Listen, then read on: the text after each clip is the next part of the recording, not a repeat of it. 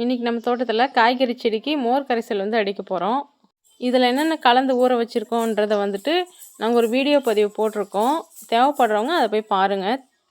மாடி தோட்டம் வச்சுருக்கிறவங்க கூட இதை ட்ரை பண்ணி பாருங்கள். நாங்கள் வந்து இது காய்கறிக்கும் அடிச்சிருக்கோம். அதோட வந்து முலாம்பழம் வந்து நம்ம தோட்டத்தில் ஒரு டைம் போட்டிருந்தோம். அதுக்கும் வந்து இதை நாங்கள் செஞ்சுருக்கோங்க. நிறைய பூவெடுத்து நிறைய காய் வச்சது. அதனால தாங்க இதை உங்களோட ஷேர் பண்ணுறோம். இந்த மாதிரி இயற்கையான முறையில் என்னென்ன மருந்து தெளிக்கலான்றதை நாங்கள் அடுத்தடுத்த பதிவில் போடுறோங்க.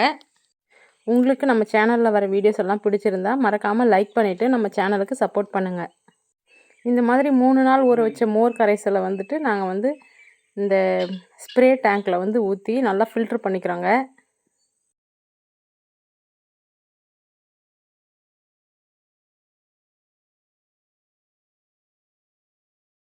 இப்போ வாங்க நம்ம தக்காளி செடிக்கு எப்படி ஸ்ப்ரே பண்ணுறோன்றதை பார்க்கலாம்.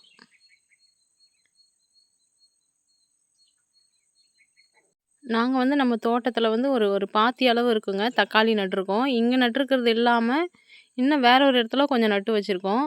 அதோடு வந்துட்டு பக்கத்தில் இருக்க பார்த்திங்களா, அது மிளகாய் செடி. அதுக்கும் தான் இந்த மருந்து ஸ்ப்ரே பண்ணுறோம். அதுக்கப்புறம் ஒரு 4 கால் அளவு வந்து நாங்கள் கத்திரி செடி நட்டிருக்கோங்க.